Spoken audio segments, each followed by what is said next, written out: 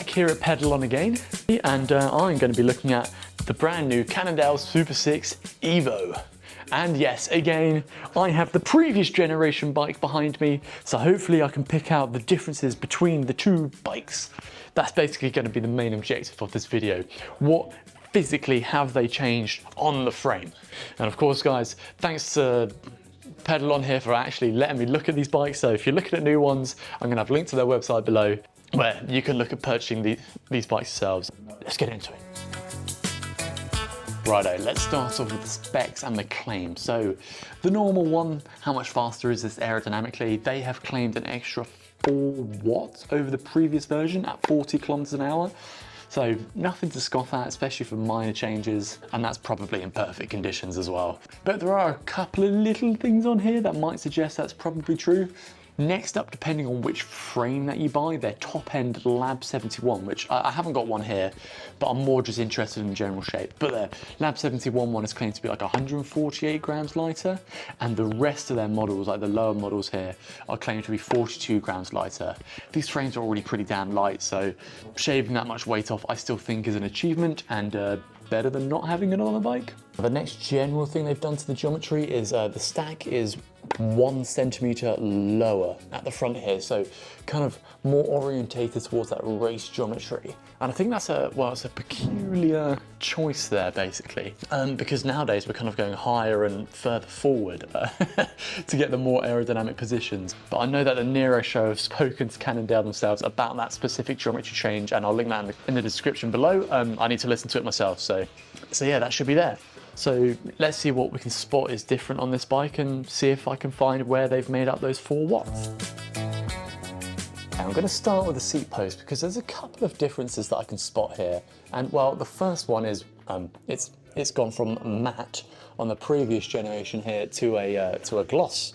To be honest, I actually think I prefer the matte seat post than I do to the gloss one. Next up, you'll be able to see that the previous generation has this like nice little notch cut out here, which I always thought was really good for adding in compliance. I haven't actually road tested this bike, but I always imagined that that was a good little nifty thing for adding in the compliance.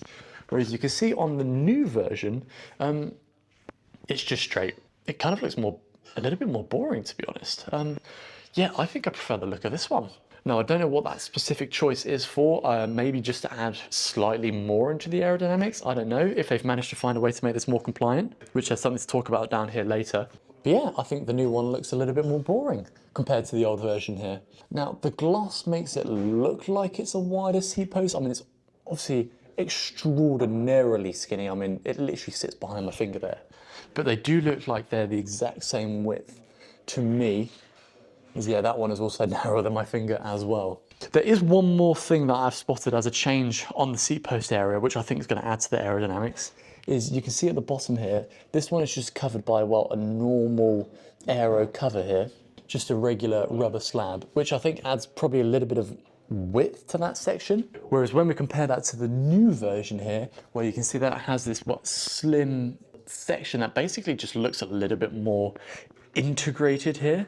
When you look at this cap, both bikes are still clamped up by this bottom screw here, so to adjust it, you adjust there. But yeah, they've just a very subtle change, but once again, I think, you know, you're probably looking at less than a watt there, but might make a difference, I don't know.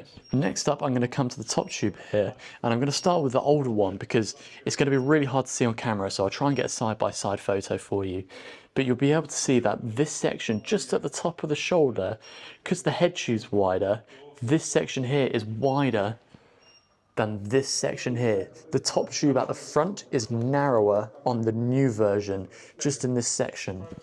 Not only that, on the old version, the top corners, so the top shoulders of the top tube here is quite sharp, whereas actually they've softened that edge up a little bit here on the new version. And actually the whole shape has been softened quite here. It's very round as we go underneath. Whereas this, if I show this specific angle right here, you'll be able to see that it's also got a sharp line that runs down here. So yeah, the angle's much sharper on the previous generation and a little bit more rounded at the top on the new generation here. Now, next up, this new version is narrower in the head tube. As I say in previous videos, going narrower just gives you less frontal area, making the bike, well, more aerodynamic, less A in the CDA section. And they've kind of achieved this by going slightly narrower on the bearings at the top here. And they've also gone slightly narrower. They've basically hourglassed this head tube a little bit. If you look at this version, well, the previous generation, yeah, it's wider at the top here and it's less hourglassed in terms of the frontal area. So yeah, there's a little bit more width to the head tube. Now it's very, very small. It's like a super hard thing to spot, but it definitely is narrower. And of course, not only have they gone narrower in the head tube, they've also gone deeper. So this literal physical section here, it's deeper. Well, I've kind of added that material on, but yeah, the frame's 48 grams lighter. And you'll be able to see if I get a side-by-side photo, the previous generation here, well, definitely visually not as deep in that head tube. Then when we get to the forks, this one's one thing that's really hard to see, but they are slightly deeper in this section here. So they look like they've got the same frontal area from the front, but yeah, the actual physical width of them is deeper. Not only are they deeper, I would say that this section right here on the new version just looks slightly more refined, I would say. It looks a little bit flat on this old version. And apart from that, I can't really tell any other differences between the forks.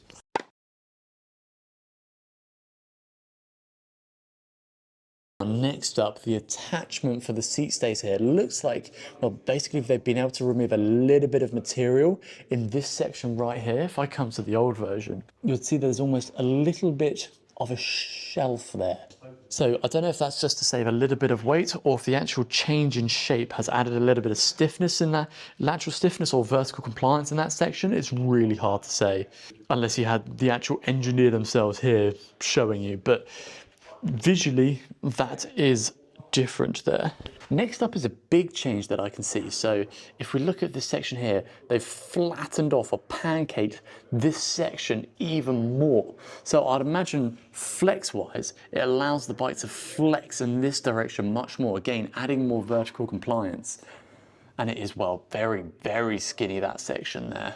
And if you compare that to the previous generation, not only is it thicker from anterior to posterior, you'll also be able to see that the new version here has more of a curve to it, whereas this one is a much straighter line there, basically. So yeah, I think that's done to add a little bit more compliance in my eyes. When it comes to the seat and chainstays, I really can't see, well, any difference between the shapes. I think they are a little bit. That one feels more angular, this one feels more rounded off to me. But really the main difference we're going to be talking about here is, well, now the new version is UDH compatible. Once again, moving towards that SRAM stuff, and we'll see if Shimano go this way in the future. But yeah, when you compare this new version, it definitely looks a lot sleeker and a lot better than this kind of like hulking piece on the back there. The old version, well, I can't say that it looks great to me. This new version, it just looks that little bit sleeker just in that one section. You know, I never really realized how kind of ugly that side was until they got the new version out here, really. The down tube and bottom bracket area, again, really not much to see, apart from the fact that they have rounded off this shoulder again. Now, I don't know if that helps air stick for a little bit longer around the bike, but if I show you the previous generation here, you can see that this angle right here is much, much sharper compared to the new version. So yeah, I think just slight changes there again. When we come to the full side silhouette of the bike, in my eyes, it's very slightly more pretty, apart from that seat post. I prefer the old one.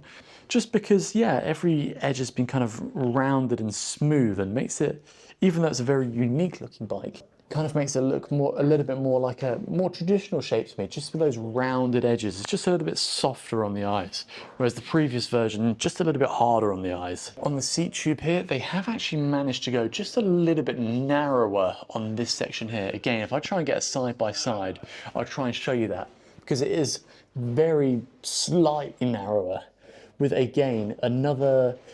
On the previous version here, this edge is quite a hard edge, whereas on the new version, this edge is just a little bit softer. Tire clearance on the previous version here was 34 millimeters, and it has remained at 34 millimeters on the new version.